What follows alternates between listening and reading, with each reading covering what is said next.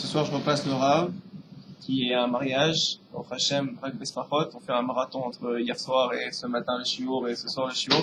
Avec je tire mon chapeau au Rav qui fait ça régulièrement. C'est impressionnant de la capacité qu'il faut, de la force de la Torah et de la capacité qu'il faut pour moi faire des shiur comme ça à longueur de journée, au Hachem. Je d'abord chez mon Larat. Et donc ce qu'on va faire, ce que j'ai choisi de faire avec vous ce soir, c'est étant donné que dimanche soir, normalement le dimanche soir, on a un cours de l'écouter Moharan. L'écouter Moharan, c'est le livre de Rabbi Nachman, parce que je sais qu'il y en a qui ont pas vraiment suivi avec nous. Donc c'est le principal livre d'enseignement que Rabbi Nachman a dévoilé dans le monde. Et puisqu'on fait ça d'habitude le dimanche soir, mais que le dimanche prochain, c'est Mina Shamayim, l'inauguration du Sefer Torah de Atedvav en honneur de Rabbi Nachman justement. Donc il n'y aura pas de shiur à ce moment-là. Donc on va précéder le shiur de dimanche soir par ce shiur ce soir. Et finalement, on est arrivé à la fin, ce qui est très bien aussi, on est arrivé à la fin du L'écouter Moharan Chet. On a commencé depuis plusieurs semaines déjà. Et donc on va finaliser le L'écouter Moharan Chet ensemble. Et on va reprendre les notions qui ont été développées évidemment au fur et à mesure. Si vous avez des questions, n'hésitez pas. Et voilà, Bezrat Hashem, que cette belle parole de Torah soit les Nishmat, Claudine Ravi Shabbat en Yatouka, Noam Ephraim Ben Rachel, toutes les âmes pures d'Israël, et que ce soit les refouas Shenema de Talia, Batifrat Miriam, si vous avez, que ce soit pensé, vous dites à voix basse ou à voix haute, et Bezrat Hashem, ça marche, va voir Patan, Donna, Elohenu, Melech Haram, Shekol, Yamidon. Ok. Donc on va commencer le shiur en essayant, Bezrat Hashem, de vous faire un petit résumé de ce qu'on a dit jusqu'à maintenant, d'accord? Un petit rappel, voilà, exactement. On fait le preview, c'est quand tu fais la suite, là. On fait le preview de ce qu'on a fait. Alors voilà, donc, l'écouter Moharan Chet, il parle de ce qu'on appelle le Ruach HaChaim. Le Ruach HaChaim, c'est ce qu'on appelle le soupir de vie, ou le vent de vie. C'est un Ruach, nous dit Rabbi Nachman, qui donne la vie à la personne qui le prend en lui, qui l'ingère en lui. Et Rabbi Nachman nous a dévoilé que ce Ruach HaChaim a été mis par Akadosh Baruch Hu au moment de la création du monde, comme le souffle d'Hachem a soufflé sur le monde, comme c'est écrit dans la Torah. Ce Ruach HaChaim, il a été mis sur la Torah. La Torah contient ce Ruach HaChaim là. Tout celui qui l'étudie, d'une la bonne façon, c'est une mauvaise façon de l'étudier, mais celui qui étudiera de la bonne façon et qui se connectera aux tzadikim qui ont étudié de la bonne façon et donc qui ont mefaresh, qui ont expliqué la Torah de la bonne façon, pour les bonnes raisons, les Shem Shamaim, alors ceux qui font ça, ils vont recevoir de ce Ruach HaChaim là. Et quand ils vont recevoir que ça leur sert d'avoir un Ruach HaChaim, à quoi ça va leur servir d'avoir un souffle de vie? Et bien ce souffle de vie, comme il l'indique, ça va donner la vie. C'est quoi la vie dans ce monde-ci? Nous dit Rabbi Nachman, depuis la création du monde, et en particulier depuis la faute d'Adam Arishon, la faute a pour conséquence de mélanger le bien et le mal dans le monde. Et ce qui fait en sorte qu'aujourd'hui, on est complètement bilboulé, c'est-à-dire on est complètement, on ne sait pas où aller. On n'a pas de vision claire de ce que ça doit être la vie pour nous, pour nos enfants, pour nos familles. On est tellement en doute avec nous-mêmes par rapport à des décisions très très simples vis-à-vis de nous-mêmes d'abord, mais aussi vis-à-vis de nos femmes et de nos enfants, ou vis-à-vis même de façon générale en tant que nation. On voit aujourd'hui très clairement qu'on ne peut pas faire un pas sans savoir honte d'avoir fait ce pas-là en terre d'Israël, qu'il faut justifier devant tout le monde qu'est-ce qu'on fait pas, alors qu'on est très très très très très très en avant par rapport à notre démocratie, par rapport à nos respects des lois, etc., que n'importe quel autre pays au monde. Mais on voit que nous, il faut qu'on se justifie. Pourquoi c'est comme ça? Parce que justement, il y a une emprise de ce qu'on appelle, rappelez-nous, le Ruach HaSerah, qui est l'opposé du Ruach HaChaim. Il y a le souffle de vie, et il y a le souffle de ce qu'on appelle le Ruach HaSerah, c'est un souffle de tempête qui appartient à Esav, qui appartient à tout ce qui est le côté des Rechaim. Et ces Rechaim-là, ils vivent de ce Ruach HaSerah-là. Mais Rabbeinu nous dit très clairement que ce Ruach HaSerah-là, il sera finalement que pour un temps. C'est-à-dire que oui, c'est une tempête, et comme une tempête, quand t'es dedans, t'as l'impression que c'est la fin du monde, mais une fois que c'est fini, c'est comme s'il n'y avait pas eu de tempête jamais. C'est un peu comme ça qu'on est. Dans ces 2000 ans d'exil, on est dans le Ruach HaSerah de Esav. C'est-à-dire quoi? C'est-à-dire qu'ils ont le contrôle sur nous. Et ils nous ont mis sous leur emprise. Mais pas eux vraiment. Nous-mêmes, on s'est mis sous leur emprise. Pourquoi? Parce qu'on a choisi d'utiliser leur mode de vie. On a voulu être comme eux, on s'est assimilé. Vous savez très bien que le taux d'assimilation n'a jamais été aussi grand qu'aux États-Unis, c'est faramineux. En France, on commence à le voir aussi, de façon très claire. Je veux dire, il y a une assimilation qui s'est faite, mais même ceux qui sont encore restés juifs, veut pas, Rabbeinu nous dit, ils ont été assimilés dans leur façon de penser, leur façon de réagir et leur façon de prendre des décisions dans la vie. Et donc, comment on réagit? Nos réflexes sont devenus ceux d'égoïsme. On n'a plus ce rouage de vie de la Torah qui guide nos gestes, qui guide nos vies. C'est pour ça que même dans nos vies de façon générale, quand on doit mettre le pied à terre dans une situation par rapport à nos enfants ou à nos femmes, on n'est plus capable. On n'est plus capable de dire c'est ça qu'il faut faire. Parce que nous-mêmes, on n'est pas convaincus que c'est ça qu'il faut faire. Tellement on n'est pas convaincu qu'on a peur de dire ouais, non, écoute, peut-être que je me trompe. Donc finalement, dans notre vie quotidienne, les choix, ils sont toujours à tâtons.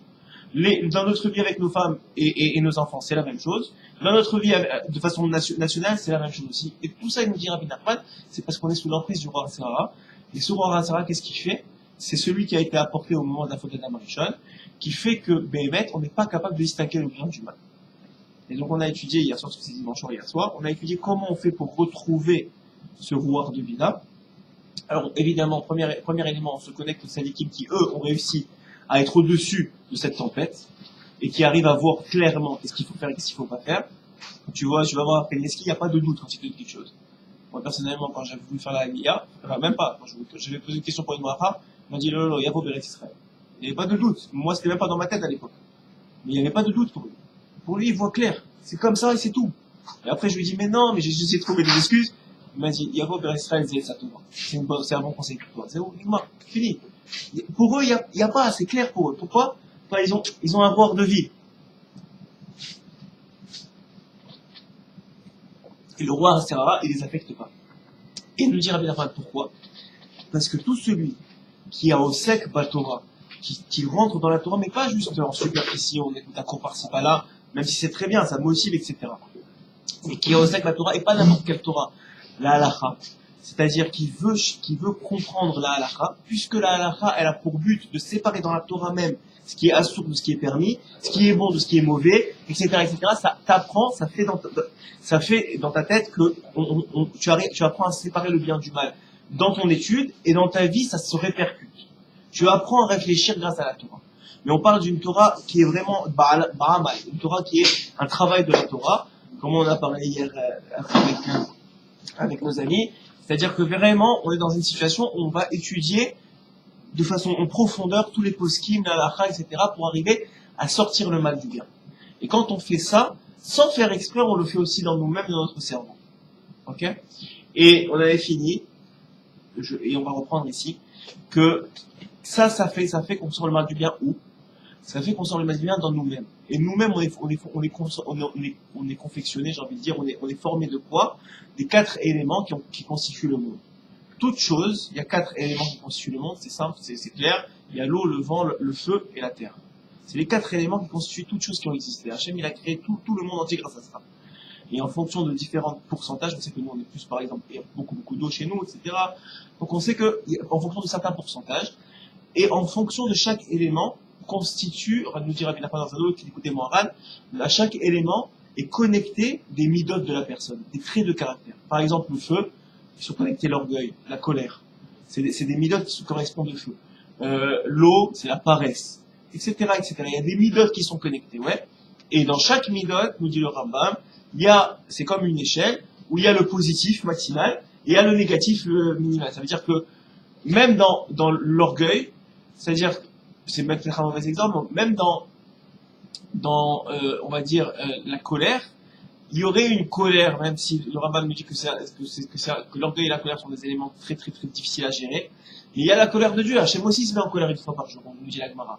Donc il y a une façon il y a une rigueur qui est nécessaire au monde. Et que même dans notre vie de tous les jours, il faut on peut pas être juste à fumer des joints toute la journée, je comprends. Il n'y a pas trop de recettes, ça tue. Donc il faut aussi un peu de rigueur. Donc dans chaque chose, il y a un équilibre à trouver. Cet équilibre, c'est faire ces séparations entre le mal et le bien pour trouver l'équilibre. Parce qu'on croirait que le bien, il faut être gentil, c'est vrai. Mais des fois, il faut trouver l'équilibre, c'est ça le bien. Chez le juif, l'équilibre, c'est le bien. Il faut trouver un équilibre. Cet équilibre-là, ça se fait à travers le birour, à travers la séparation, dans les éléments qui constituent notre âme et qui constituent notre corps, qui s'appellent les 4 éléments du feu, de l'eau et de la terre et de ce que j'ai dit et du vent. Ok? Donc ça, c'est là où on s'était arrêté. C'est principalement de ce dont il a parlé jusqu'à maintenant. Et maintenant, il va ajouter un autre élément, qui est le suivant. Les 4 éléments dont j'ai parlé sont correspondants aux 4 lettres du nom divin, il y a Yud Kevavke. Ouais, Yud Kevavke, ces 4 lettres constituent le nom divin Havaya, qui est un nom de bonté, et ce qui est un comportement de bonté d'Akadosh Baruch Hu. Et donc, ces quatre lettres-là sont aussi correspondantes, nous dit Rabbi Nachman, aux 4 coins des tzitzit. On voit de façon extraordinaire combien c'est les mitzvot qui nous ont été données. C'est pas stam pour nous embêter. Les mitzvot, elles ont un sens tellement profond. On ne connaît pas le dixième du dixième de ce qu'elles peuvent nous apporter. Et je vais vous raconter une histoire que j'ai racontée à Shabbat. La semaine dernière, j'étais chez Rabbeinu et à Oman, et aussi je suis passé par le Baal Shem Tov. Et au Baal Shem Tov, à côté du Baal Shem Tov, je ne sais pas qui a déjà été là-bas, mais à côté du Baal Shem Tov, il y a une source, un Mayan. Même les Goïms, ils appellent ça le Mayan du Rabbi. Tout le monde sait que ça appartient au Baal Shem Tov. Pourquoi? L'histoire, elle est la suivante. Le Baal Shem Tov, le Baal Shem Tov, il a pris une journée de tioul avec ses élèves. Il avait 36 élèves. Le Baal Shem Tov, il avait demandé, avant de venir dans ce monde, que lui soient envoyés 36 élèves tzadikim avec lui pour le protéger. C'était une sorte de protection. Rabbi Nachman, il a dit, si j'avais eu ces 36 élèves-là, moi, j'aurais vécu beaucoup plus longtemps. Donc, il a eu des élèves, Rabbi Nachman, mais il est considéré comme très jeune, en force. Ils ont grandi beaucoup après qu'ils soient partis de ce monde. Et donc le Baal Shem Tov est descendu avec ses élèves. Un de ses élèves, c'était le Toldot Yosef, un très très grand tzaddik qui a écrit plusieurs livres, dont un qui s'appelle le Toldot Yosef, c'est pour ça qu'on l'appelle comme ça. Et ils sont partis en tioul. Ils ont fait une journée de tioul. Ils sont partis à l'extérieur de Metzibouz, là où il habitait. Ils ont fait un tioul de quelques heures, une journée. Ils sont partis le matin. Ils ont pris chacun leur gourde dans la nourriture, etc. Ils sont partis. Sur le chemin du retour, ils réalisent qu'il est déjà l'heure de Mincha. Donc bientôt la Shkia, qui vont plus pouvoir faire Mincha. Donc le Baal Shem Tov leur demande de s'arrêter et de vérifier dans leur gourde s'il reste de l'eau pour faire un Netilat Yadayim. Le Baal Shem Tov, tout le monde regarde dans sa gourde, il reste rien. Il n'y a pas d'eau, ils n'avaient pas prévu qu'ils avaient besoin de faire une Mincha sur la route. Donc le Baal Shem Tov leur dit, ok, très bien, alors cherchez autour s'il y a une petite source d'eau, quelque chose. Et tout le monde cherche pendant 10 minutes, un quart d'heure, le temps que Mincha arrive, ça commence à s'approcher. Toujours rien, on ne trouve pas. Je dis, bah, excusez-moi, en arabe, on n'a pas trouvé. Et c'est alors que le Baal Shem Tov, il leur dit, ok, très bien, attendez-moi ici. Il demande au Toldot Yosef de venir avec lui. Il dit, accompagne-moi, je vais retourner dans la forêt. Bon, il retourne dans la forêt. À l'entrée de la forêt, il dit au Toldot Yosef, attends-moi ici. Et il continue son chemin. Le Toldot Yosef, il est tellement curieux de savoir ce qui allait se passer, il l'a suivi, mais derrière les arbres, en se cachant. Alors il va derrière lui, et qu'est-ce qu'il voit? Il voit que le Baal Shem Tov s'allonge par terre. Il était déjà révélé et très grand. Tout le monde savait qu'il faisait plein de miracles. Le Baal Shem Tov s'allonge par terre, il met la tête à terre, et il commence à pleurer. Et il dit à Hachem, si tu veux m'obliger à faire Mincha sans Netilat Yadayim, c'est mieux que tu me prennes de ce monde. Nous, on entend ça, on dit, n'importe quoi, c'est pas possible. Et le Toldot Yosef, il a dit, à partir de ce moment-là, j'ai su qui était le Baal Shem Tov et je me suis attaché à lui. Tous les miracles, ça ne faisait pas rien. Quand j'ai vu que combien, une petite mitzvah de rien du tout, c'était important aux yeux du Baal Shem Tov, pas de rien du tout, c'est pour que j'ai dit ça, mais ça veut dire, vous comprenez, c'est une mitzvah des Rabbanan, c'est pas Anida, c'est pas Shabbat, c'est Netilat Yadayim avant Mitra, quoi. C'est pas, et ben non. Aux yeux des tzadikim, ils savent la valeur de chaque chose. Ils comprennent combien il y a de choses secrètes derrière. Ici, on a abordé déjà dans un autre shiur le secret des tzitzit. Ici, on l'a abordé d'une autre façon, à travers les 4 éléments fondamentaux de l'homme, et à travers aussi les quatre lettres du nom de Mikkevat. Donc, il dit ici que l'aspect du tzitzit, ça correspond aux 4 éléments, et aussi aux 4 vents. Vous savez qu'il y a 4 vents qui abreuvent le vent du nord, le vent du sud, etc. Et c'est rapporté dans la Gemara que celui qui réveillait David Améler à minuit, c'était le vent du nord, le roi Tséphonie, on appelle ça. Alors il dit qu'il y a un tzitzit hembechinat haruach chaim. Ces tzitzit-là, ces 4 points-là, ces 4 franges du tzitzit, ça correspond au ruach chaim. Ça correspond à ce souffle de vie dont je vous ai parlé. Donc moi, chez Katou, dans Yecheskel, c'est écrit Ko amar Hashem, arba ruchot bo ruach. Ko amar Hashem, ainsi par Hashem, des 4 directions provient le ruach. She'aledeh machni'im haruach se'ara. Que, à travers le fait qu'on met des tzitzit, ça va nous protéger du ruach se'ara. On dit que les tzitzit, c'est correspondant aux 613 mitzvot. Vous avez déjà entendu ça probablement. Non, c'est pas pourquoi. Vous savez que quand on met les tzitzit, en particulier le talit le matin, il faut se rappeler d'essayer de Hachem, je t'en supplie, aide-moi à accomplir les 613 mitzvot. C'est comme ça que c'est rapporté dans les kavanot simples. En particulier chez le Ben Ishraï. L'Israël nous dit, quand on met le tzitzit, il faut demander à Hachem, puisque c'est correspondant aux 613 mitzvot, de nous protéger pour accomplir les 613 mitzvot. Et nous dit ici Rabbi Nachman, que ce tzitzit-là, ça correspond aux 4 vents. Et ça correspond aussi au roi Chachaïm. Et donc, ça nous protège, ce tzitzit-là va nous protéger du roi Sehara, qui va finalement nous faire fauter. Parce que qu'est-ce qu'on fait le roi Sehara? Il te bilboule la tête. Le principe du roi Sehara, c'est de te faire croire que tu fais le bien quand tu fais le mal, et de te faire croire que tu fais le mal quand tu fais le bien, et surtout que tu te poses pas de questions. Ça, c'est le roi Sehara. Le principe du roi Sehara, c'est surtout que tu te poses pas de questions dans la vie. Moins tu te poses de questions, mieux tu te portes.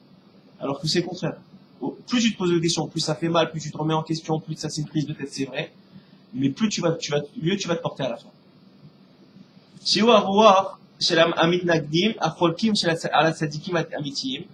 roi Sehara, ce souffle de tempête, c'est celui qui habite ceux qui ont le koach et la chutzpah de se lever et de parler contre les tzadikim.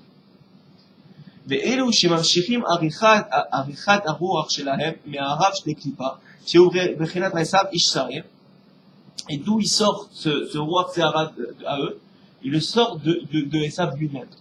Esav, il a laissé dans ce monde une empreinte qui s'appelle le roi Sehara.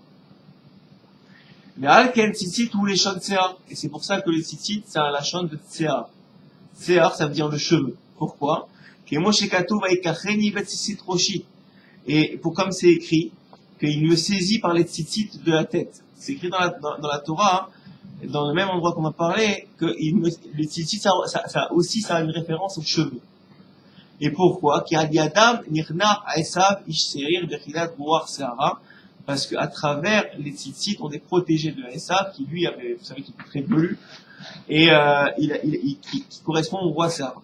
Zebechinat talit lavan, nitatesh, vous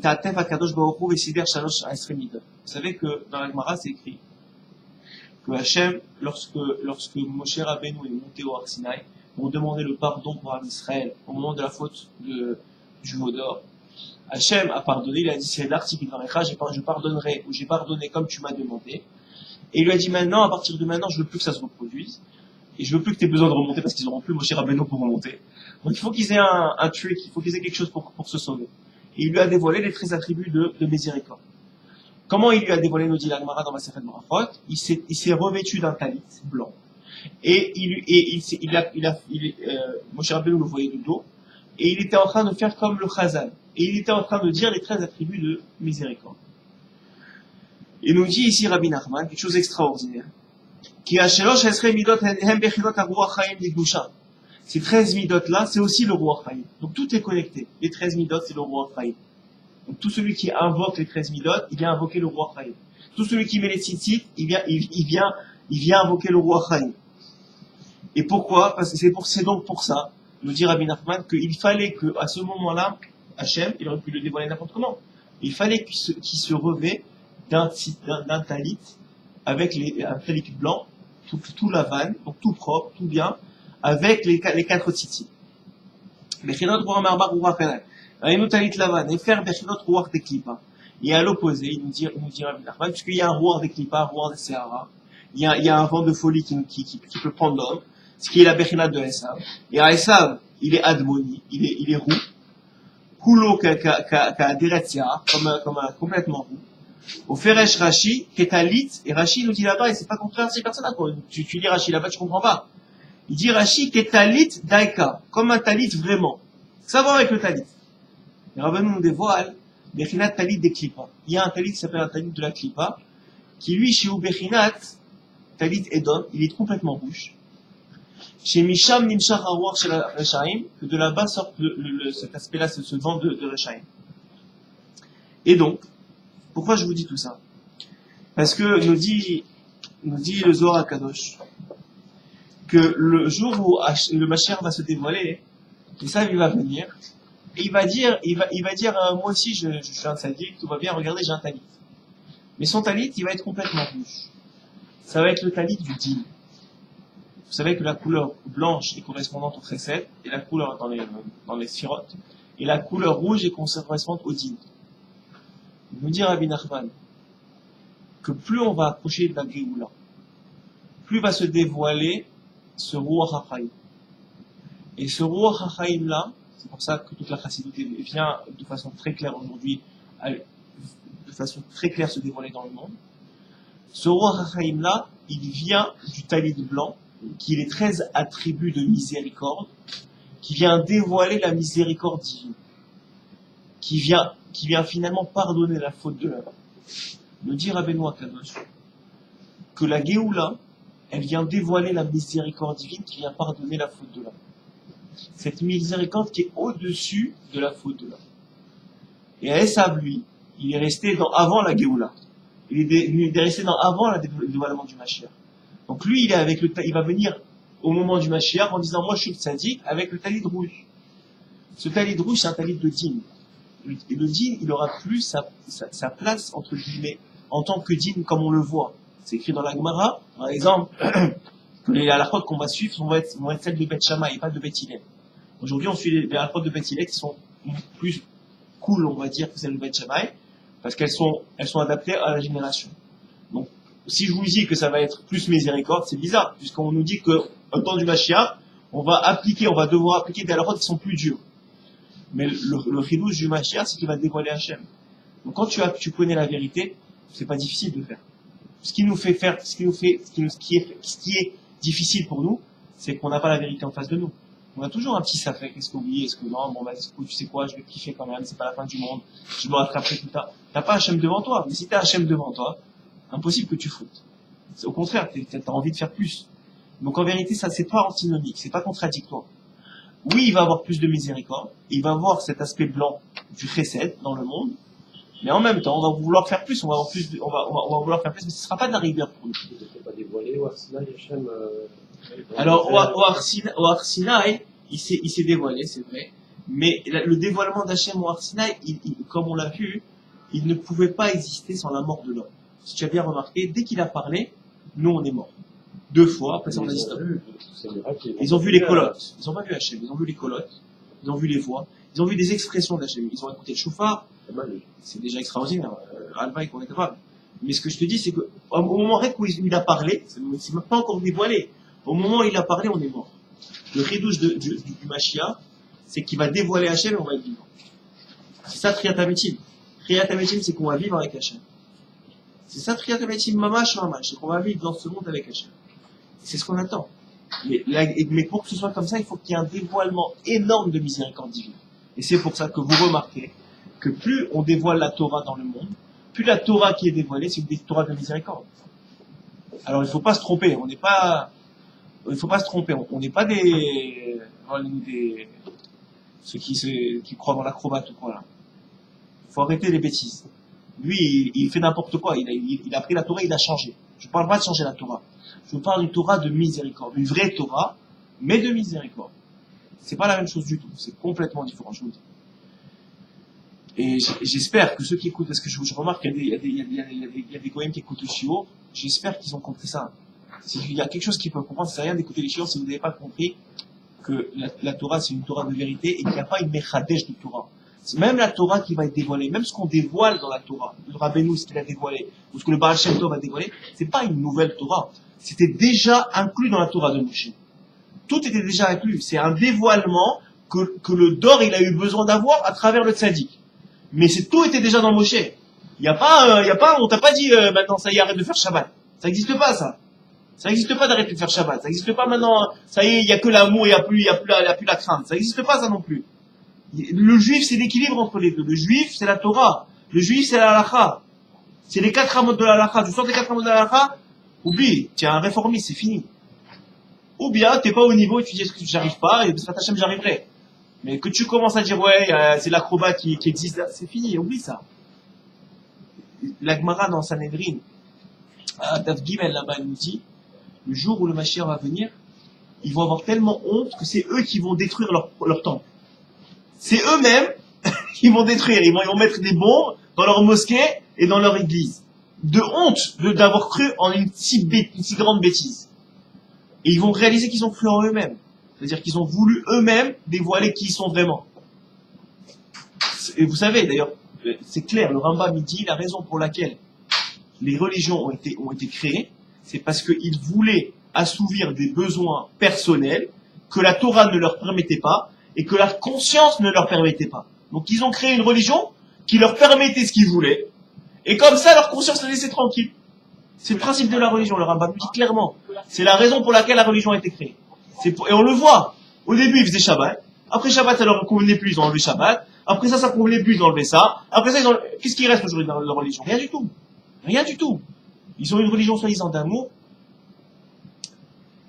Je veux pas parler, mais j'ai remarqué que beaucoup écoutent et qui croient, qui se connectent à Dieu à travers nous.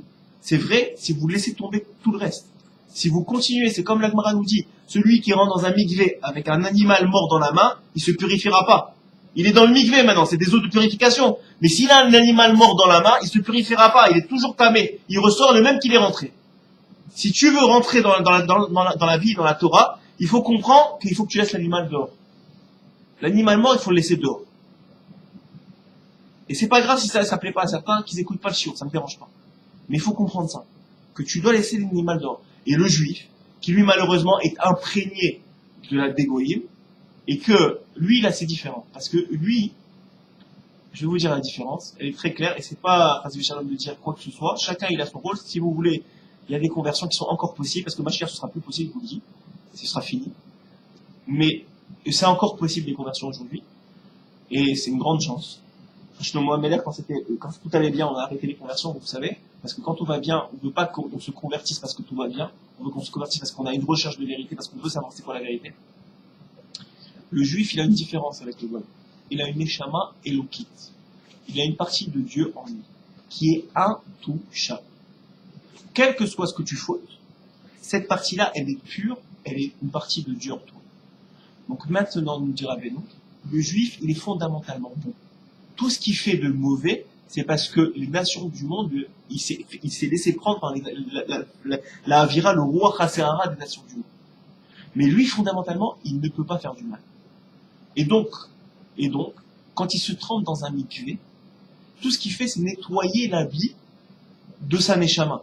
Sa neshama, elle est pure. Donc, nettoyer l'habit d'un neshama, c'est pas la même chose que de rentrer avec un animal tamé. Vous comprenez la différence? Alors maintenant, c'est sûr que s'il veut pas nettoyer, le mikvé fait rien. Ou il fait presque rien. Sachez que les mitzvot, donc, srifim kavana, nous dit le Rambam. Les mitzvot, elles ont besoin de kavana. Ça veut dire, quand tu vas au mikvé, tu demandes à Hachem, s'il te plaît, purifie-moi, et tu rentres dans le mikvé. Si tu vas là-bas parce que c'est la piscine, bah, bon, Hachem, il fait quand même que c'est un mikvé. Vous savez, c'est le principe de, j'avais écouté un rave un jour qui disait que, vous savez, que dans les générations précédentes, il y avait un gros problème avec les mikvés. Pas il y a 3-4 générations, mais juste avant nous, il y a eu comme une sorte de, tellement de force de Ruach Sehara d'Egoïm, qui nous ont rentré l'alliance, et tous les problèmes chez nous, que les mères, elles n'allaient plus au mikvé pratiquement. Il y a beaucoup de mères qui n'allaient plus. C'est un gros problème. Pourquoi? Parce que quelqu'un qui est né d'une mère qui n'a pas été au mikvé, ça s'appelle un ben nida. Un ben nida, c'est quelqu'un qui est né d'une mère qui n'a pas été au mikvé. Et quelqu'un qui a un ben nida, nous dit la Gemara, c'est quelqu'un qui va être extrêmement coléreux. C'est quelqu'un qui va être extrêmement chutzpani, d'avoir de la chutzpah en lui. Et on le voit. Là-dedans de la génération, c'est dans de chutzpah. Alors, il y avait un rave qui disait, mais on voit que des fois ça n'arrive pas, qu'il y a des tzadikim qui sortent. Et peut-être, et leur mère, elles n'ont pas fait ça. Alors, il disait, je trouve ça très beau, il disait, Hachem, des fois, il trick la personne, on dit en anglais, il joue avec la personne. La femme, elle va à la plage. Même dans la plage, je sais pas, Harry dirait du tout, elle va à la plage. Mais ces journées-là, elle est rentrée dans l'eau. Bon, elle avait des habits en laine, mais quand même, ça pourrait être considéré a posteriori du posteriori comme un mikvé. Donc elle maintenant, elle va avoir un enfant le soir même. Et ben cet enfant-là, peut-être qu'il est considéré dans le ciel, pas forcément autant que comme Benida, comme on a dit. Donc on voit que Hachem, il joue avec les choses. Mais ce que je veux vous dire, c'est fondamentalement, c'est qu'il y a une chose fondamentale, c'est que la Torah, c'est un word de vie. Mais ce roar de vie, il a besoin d'être vécu. Ça ne veut pas dire qu'on doit être, ça veut pas dire qu'on doit tout faire. Si on n'est pas capable, non, on n'est pas capable. Il y a une chose qu'il faut être clair, c'est que c'est la vérité. C'est la vérité absolue. Maintenant, moi, je suis pas capable, j'y arrive pas, je suis pas encore au niveau. Je prie, j'essaye, j'avance, ça prend 1 millimètre par millimètre, j'avance, je recule, ok, mais j'avance, j'essaye, je veux. Déjà, ça, c'est énorme. Surtout dans notre génération. Mais là où commence le problème, c'est quand tu vois dire, ah mais non, mais tu sais quoi, ça non, c'est pas vrai, ça c'est pas ça, ça marche pas, ça me convient pas. Si tu commences à faire ça, c'est fini, tu es mort. Tu es mort, c'est fini. Parce que tu t'es déconnecté du Ruach HaChaim. Tu t'es déconnecté complètement du Ruach HaChaim.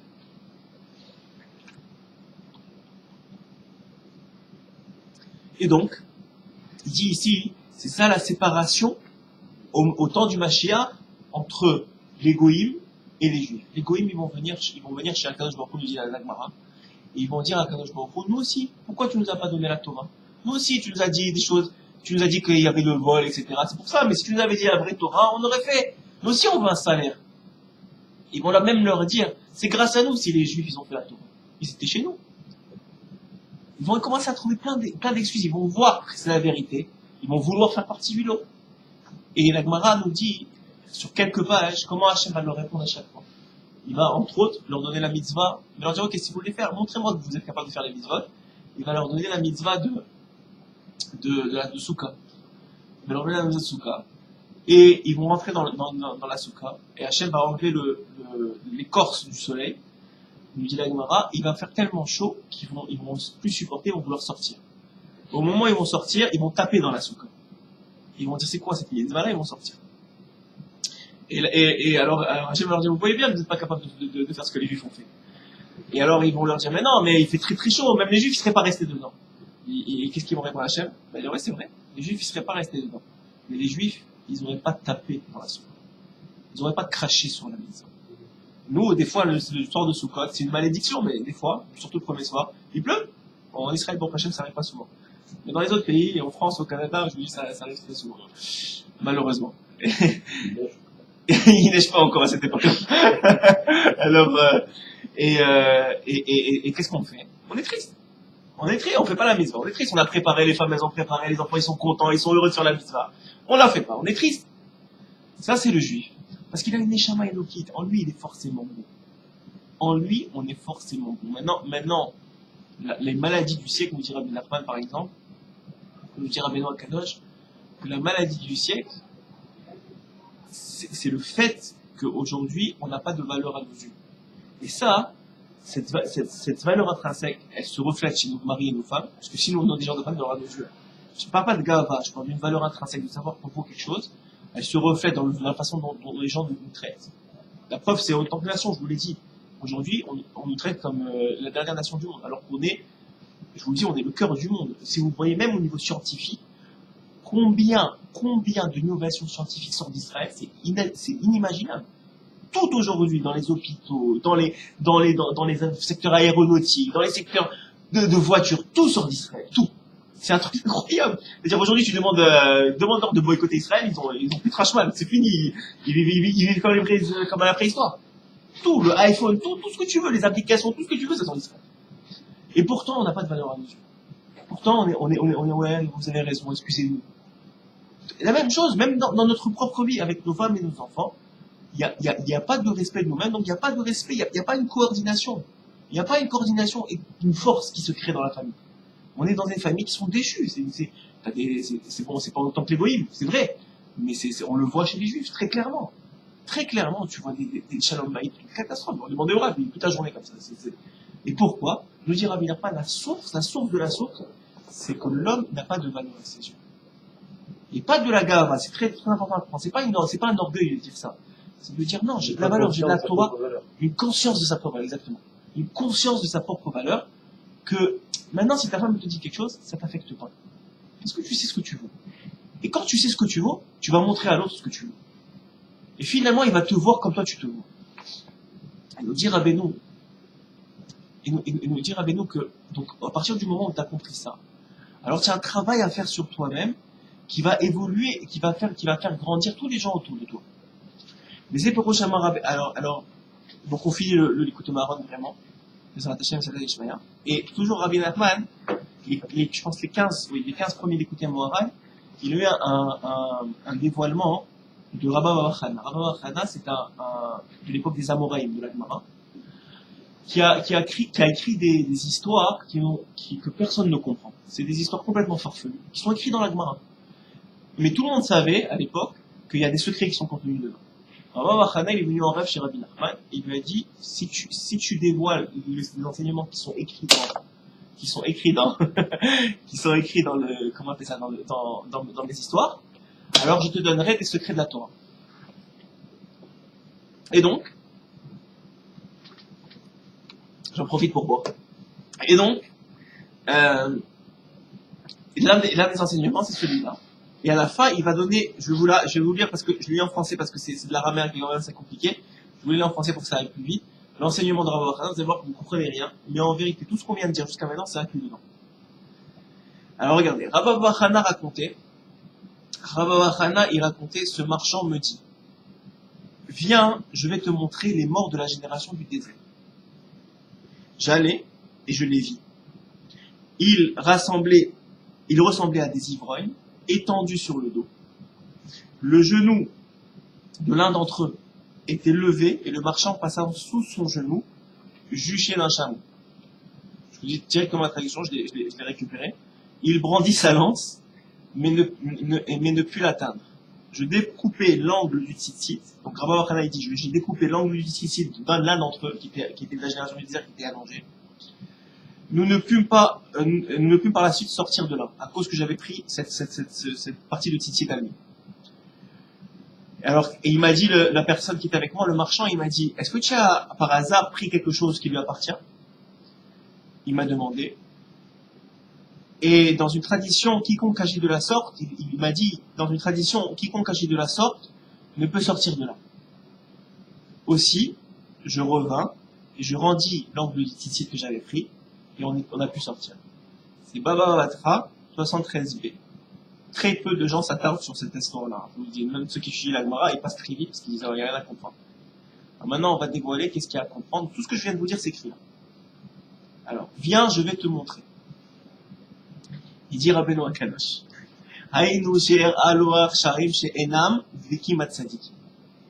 Je vais te montrer des Rechaim qui ne sont pas attachés au Tzadikim et donc au roi Chachai. Qu'est-ce que ça veut dire? Tous ceux c'est quoi ces morts qui sont morts dans le désert? Pourquoi ils sont morts dans le désert? Pourquoi la génération du désert est morte dans le désert? Quelle faute? Vous êtes là? Pourquoi ils sont morts dans le désert? La faute de? Le vaudor, c'était l'origine de la faute, ouais. Après ça, il y a eu la faute des Meraglim. Et là, Hachem, il leur a dit, vous allez mourir dans le désert. Ouais. Donc, la faute qui a entraîné tout ça, c'est quoi? C'est une faute de Emouna. Ils ont eu un manque de Emouna dans les paroles d'Hachem. Et dans Moshe Rabdo, dans le Tzadik. Ils ont eu un manque de Emouna dans Moshe et dans Hachem, et ils sont tombés dans la faute. Et encore aujourd'hui, jusqu'à aujourd'hui, on doit réparer ce manque de Emouna dont ils ont fait preuve. Et donc il dit ici, viens, je vais te montrer ces gens-là qui ont fait preuve d'un manque de Emouna, parce que ils sont 10 000 fois plus élevés que nous. Je vous parle dans l'enseignement qu'il veut nous donner. Mais ils étaient d'un niveau, c'est d'ordre. C'était un niveau de connaissance d'Hachem, ils ont reçu la Torah au Mont Sinaï. C'est inimaginable, on ne peut pas parler d'eux.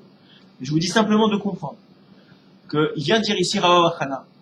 Quelqu'un est venu lui dire, viens, je vais te montrer ces gens-là qui ont fauté par un manque de Emouna. Et pour un manque de Emouna de Tzadikim. Et eux, ils sont appelés morts dans le désert.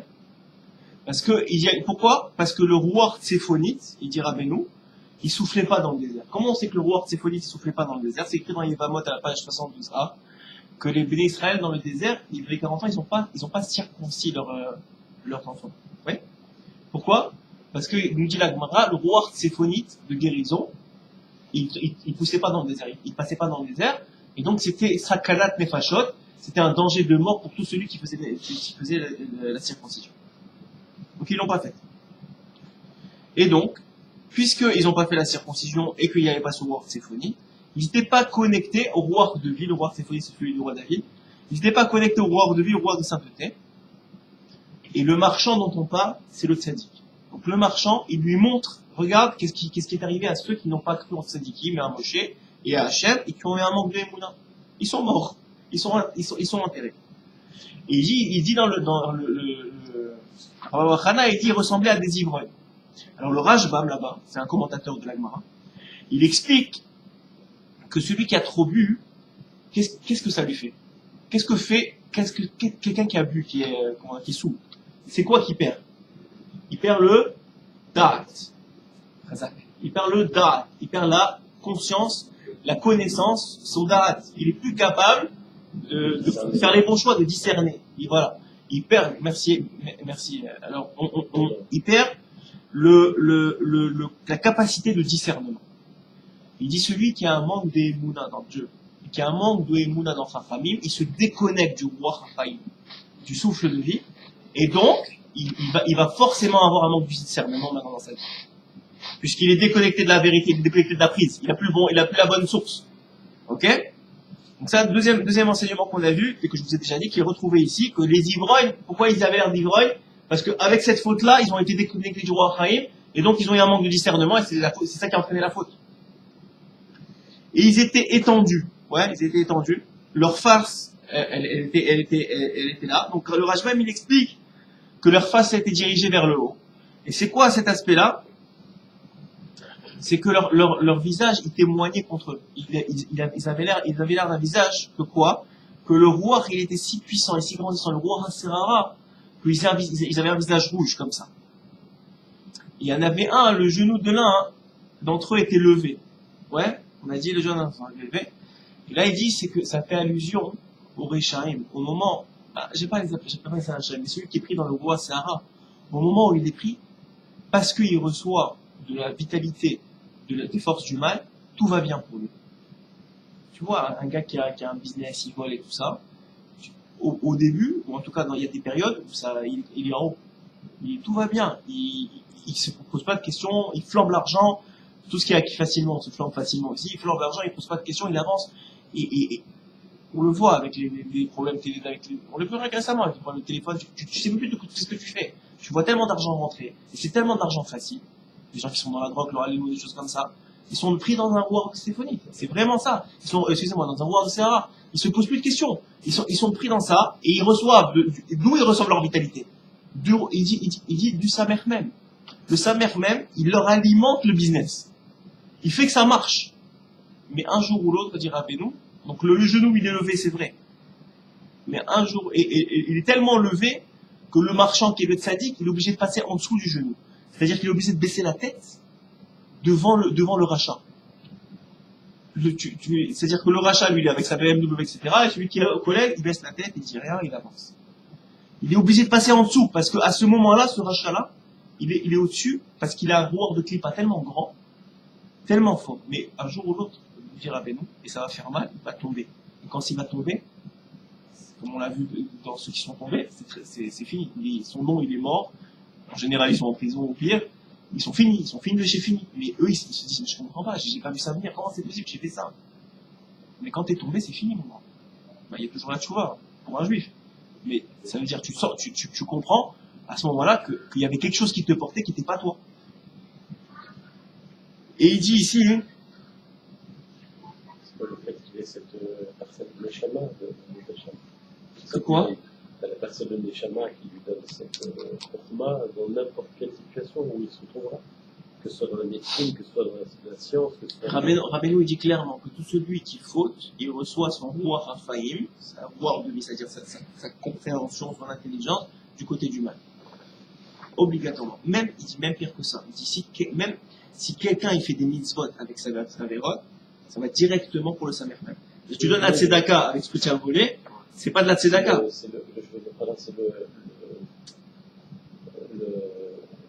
La parcelle de Neshama qu'il a de Shem, ouais. Qui est en lui, qui lui donne cette force de réussir dans n'importe quel domaine. Ah, ouais. Ah, ce que tu dis, c'est vrai. Ce qu'il dit, c'est que notre vitalité, elle vient de notre Neshama, pour un juif. Ouais. Notre vitalité vient de notre Neshama. Donc ça veut dire, divine, la divine, on a l'étincelle divine en nous. Donc, l'étincelle divine, c'est le moteur de la voiture. Ouais. Je le dis souvent, le moteur de la voiture, la carrosserie, c'est le corps, et toi, t'es le conducteur. Donc, c'est vrai que tu peux amener la voiture où tu veux. Et qu'est-ce qui fait tourner le moteur? C'est Hachem. T'as raison.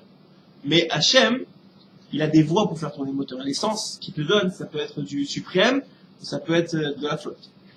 Et la flotte, peut-être ça marche un bout, et puis après ça, tu tombes en panne. Et c'est le principe. Et donc là, il dit la même chose. Et donc on a dit qu'il a pris un angle de son tzitzit, ouais.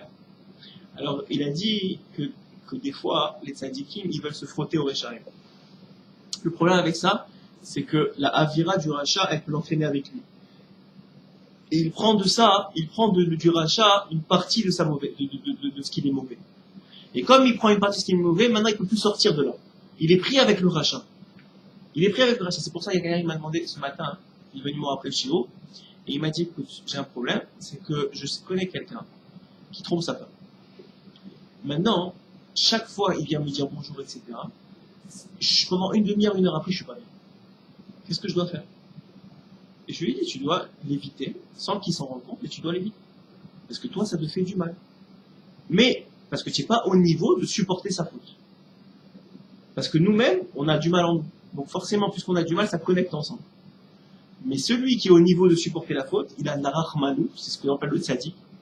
Le tzaddik, par exemple, rappelez-nous, il est parti chercher la plus grande rahmoud qui existe. Tu vois, tu vas au mal, tu comprends pas qu'il y a des gens comme ça, qui sont connectés à un tzaddik. Tu vois des gens à 3-4 heures du matin, ils arrivent sur le Simoun, moi j'étais la semaine dernière, je vous le dis, et c'est des gens extraordinaires. Probablement que dans le Ramaba, ils seront plus hauts que beaucoup d'entre nous. Mais tu vois qu'ils ont passé des choses, c'est de la folie dans leur vie. Qu'est-ce qu'ils ont passé? La drogue, les femmes, tout ce que tu peux imaginer, ils l'ont passé. Et ils sont là, et ils disent à Rabbi Nachman, c'est toi mon tzaddik, c'est toi qui m'as sauvé, c'est toi qui m'as sorti de là. Pourquoi? Parce que Rabbi Nachman, il avait cette hauteur-là, de capacité de Rahmanut, de Takadosh Baruch Hu. Hachem, au fond du fond, derrière toutes les épreuves, derrière toutes les difficultés, derrière toutes les souffrances, il est foncièrement bon. Il n'a que du bon. Et il ne voit que le bon. Alors même, il y a un endroit qui s'appelle le En-Sof, nous dit Rabbi Nachman, où Hachem, ça ne lui dérange pas que tu fautes. Prenez ça avec des pincettes, parce que c'est pas ce que je vais vous enseigner aujourd'hui. Mais ça ne le dérange pas dans le sens que son comportement, son amour vis-à-vis de toi, il ne dépend pas de ta faute. Ça change rien. Et quand tu grandis en Torah, et que tu arrives à ce niveau-là de voir le bien, tu arrives à peut-être connecter à ce En-Sof-là, et quand tu arrives à connecter avec ce qui est les grands tzadikim, on parle du Rabbi Douvavitch, du Rabbi Hashem Tov, du Harizal, des très très très très grands, ils sont arrivés dans cet endroit-là de En-Sof, où Béhémet, ils ressentent un amour, et ils sont capables d'aimer même celui qui a fait les pires avec Dieu. Ils sont capables, grâce à cet amour-là, de le ramener. Et c'est ce qu'il dit ici. Mais celui qui n'est pas à ce niveau-là, quand il prend une partie du tzitzit, donc des midotes de l'autre, il ne peut pas sortir de là. Il est pris avec lui. Il est obligé de lui rendre et de s'en aller. Voilà ce qu'il faut faire. Je vous dis, on va finir comme ça. Parce que le principal enseignement de cette écoute morale, c'est qu'il faut comprendre, quel que soit le niveau où on est, qu'il y a une vérité absolue qui s'appelle la Torah. Cette vérité-là, elle est le but à atteindre. Que cette vérité-là, elle représente une rahmanout et une bonté extrême d'Hachem, et que pour l'atteindre, il faut s'attacher au roi Haïm, que ce roi Haïm, il est chez les tzadikim, parce que eux, ils ont réussi à faire la séparation entre le bien et le mal, et qu'il faut s'attacher aux tzadikim pour s'attacher au roi Haïm de la Torah, qui est ce qu'on appelle Sam Chaim, parce que la Torah, elle s'appelle aussi Samavet, mais c'est Sam Chaim, et quand tu arrives à te connecter au Sam Chaim, à ce moment-là, Béhémet est déjà dans le Olam Haba, et c'est dans ce que va faire venir la Géoula. Ce que Mashiach va dévoiler, c'est le Sam Chaim, c'est la lumière le Oraganus qui a été caché depuis la création du monde, qui est une lumière intense qui a été cachée. Pourquoi, nous dit la Gemara? Parce que Hachem ne voulait pas que les Rechaim l'utilisent. Au temps du Mashiach, il n'y aura que la Tchouva. Donc forcément, ceux qui vont rester pourront l'utiliser pour le bien, par le bien. Et ce Oraganus, c'est la lumière intense d'amour qu'Hachem envoie. C'est bémet ça. Et c'est pour ça qu'on dit que ça se retrouve aussi dans la lumière de Hanouka, qui est le dévoilement des miracles. On appelle ça la fête des miracles. Parce que Hachem, malgré tout l'éloignement qu'on avait, il nous a montré qu'il nous aimait. Le Oraganus, c'est l'amour intense qu'Hachem il a pour toi. Je vais vous parler à ceux Vous parlez à ceux qui sont partis de ce monde en coma éthylique ou des choses comme ça, il te dit j'ai ressenti un sentiment de lumière, de bien-être que ça n'existe pas dans le monde. Moi j'en connais un en particulier, il m'a raconté un peu son histoire. Quand il est monté, il a senti un sentiment comme de chaleur et de bien-être. Et pourtant c'était pas sadique. La preuve c'est qu'il est revenu, il a fait chouva depuis, il va au Hachem. Mais à l'époque c'était pas un sadique. Il ressent un sentiment d'amour qui s'appelle le Oraganus, qui est dévoilé à travers les tzadikim de la génération, en particulier toute la chassidoute. Rappelez-nous, c'est ce qui vient dévoiler principalement, et c'est pour ça qu'on appelle ça la Torah d'Agnoula. Quand la Kavod, c'est ça qu'on va avoir des